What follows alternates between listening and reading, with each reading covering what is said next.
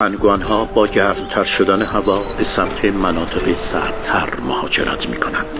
زندگی آنها همیشه در جایی مثل یک یخچال جریان دارد.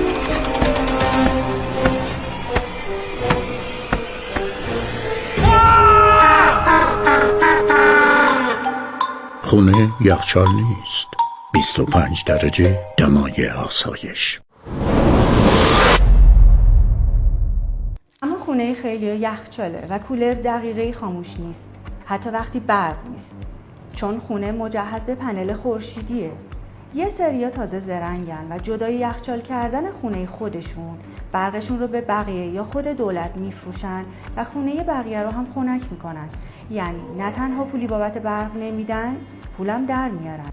این وسط کی زرنگ‌تره؟ اونی که خودش تولید کننده پنله.